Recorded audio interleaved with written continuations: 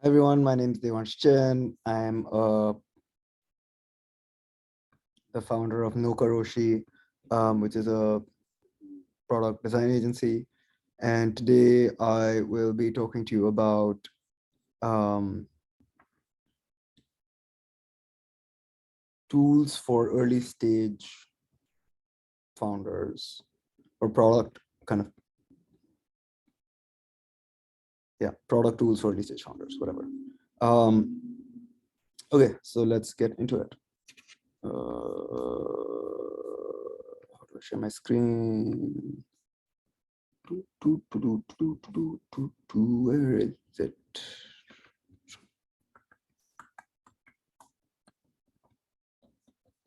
Where was it? I was just working on this. All right.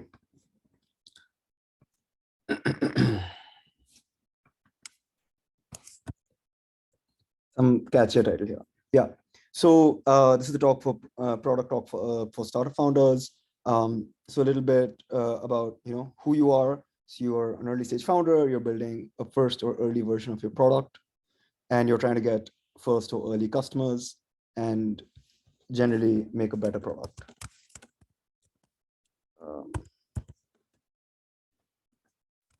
Build something people love. Right. YC. There's a YC quote here. And so what's the problem you have, or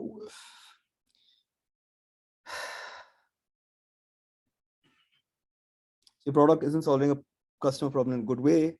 And these are some ways to talk about what it means to be solving something in a good way.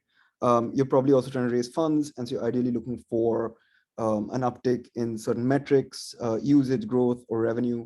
And one big consideration is you want that to happen fairly quickly before the competition. You want to get there quickly before the competition figures it out, before the market moves on, and before you run out of money, before your family tells you to quit this whole startup fantasy that you have. So you need to do it quickly. And essentially what we're going to talk about today is what are the tools to do it quickly, and how do you effectively apply those tools as a founder.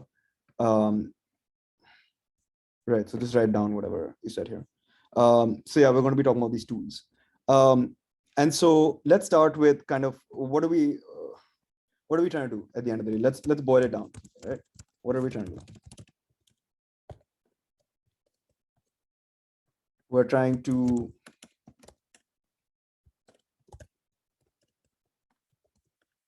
push up certain metrics. These metrics normally look like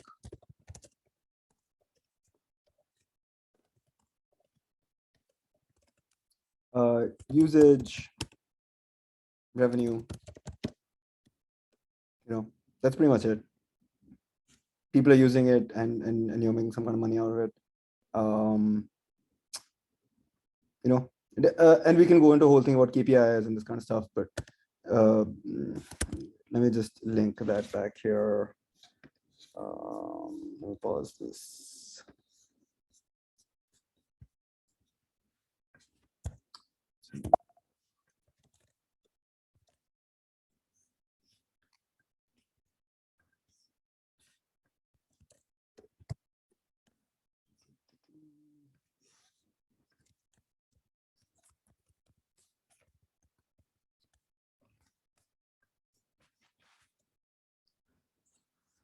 Yeah. Okay, so you figured out a metric, and you want to basically push that up. Let's spend a little bit of time talking about maybe the strategy and vision and the metrics that come from it, but maybe we'll come to that later. So you have some kind of metric you want to go up, right?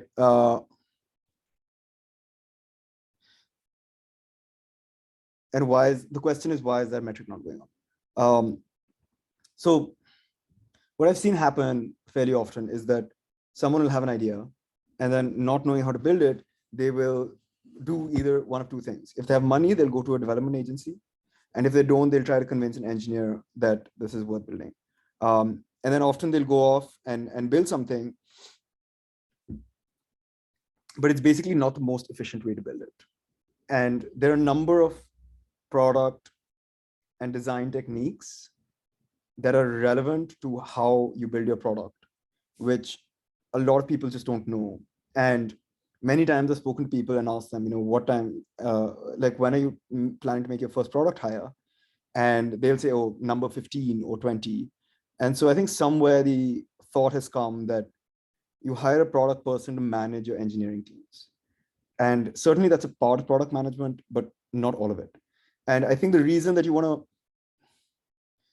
you want someone with product experience, it could be you, it could be your technical co-founder, it could be the agency that you hire. It's not relevant who has it, but the reason it needs to be there is because there's a whole process by which you can optimize for your metrics. And so the kind of general relationship here is that you have some kind of outcome and you have a process that drives that outcome. And we're very focused on the outcomes, and KPIs and OKRs are things that have become very commonplace or widely used. But we still end up focusing on what we want as the end result and not on what we have to do in order to get there. And the way to drive your outcomes higher is by improving your process and making your process faster. And why does the process work? I mean, it's very likely that there's an entire kind of huge amount of literature out there on all these kind of different product tools. But really, how do you put them together, right?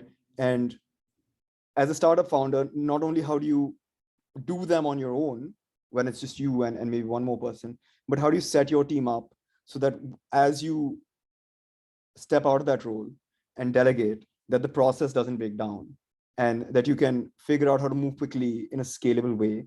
Like what is the meta structure underneath rapid progress? That's what we're going to examine today and see. And with that knowledge, then you can kind of, and so why is the process true, right? Like, why does the process work? I think that's a very fair question. And the reason is that there's certain underlying realities that are axiomatically accepted to be true when you're building a product. And the reason that this process exists and it works is because it's kind of acknowledges these realities and works around them. And it's really, I think, quite key to know what these underlying realities or principles are, because without that context, it's hard to know why you're doing something in a tool.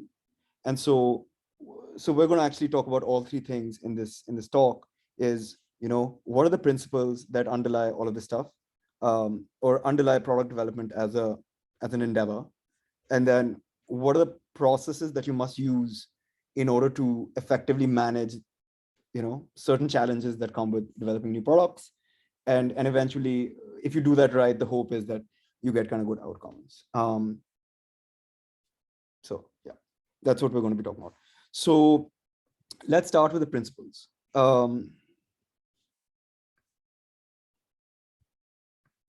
What is fundamentally true about building products, right? So from Marty Kagan's book, which is, like the,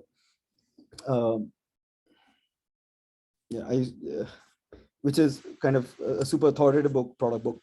There are two inconvenient laws of product management. The first one is that most of your ideas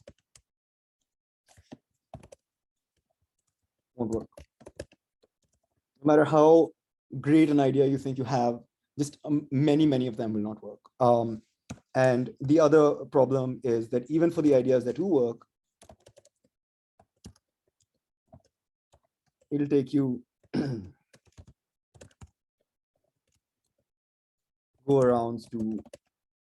it'll take you a few versions to get to something that works, right?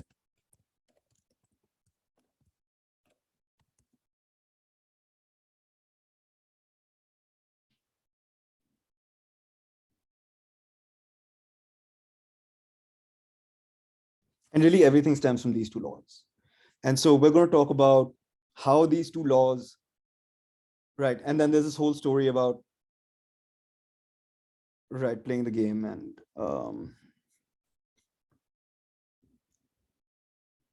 maybe I should do this in Milanote. It's getting hard to see what's going on here. So I think at this point, maybe what I'll do is just transfer everything back to Milanote. I think it'll just be easier to play there. And yeah, I mean, this is a good example of, right. So I guess the meta context for this video is I was trying to write a book.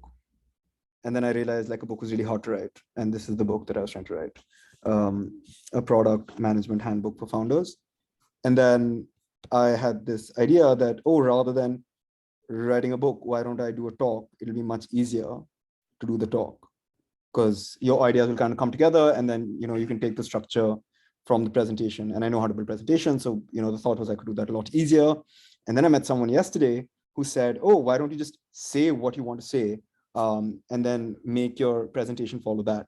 So that's what I'm trying to do now, and that's why this video is being recorded. And so what I think I'll do is pause here,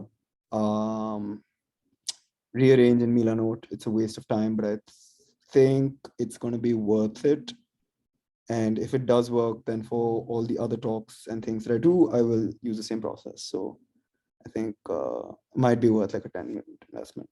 So yeah, I'll just stop this and do it later. All right.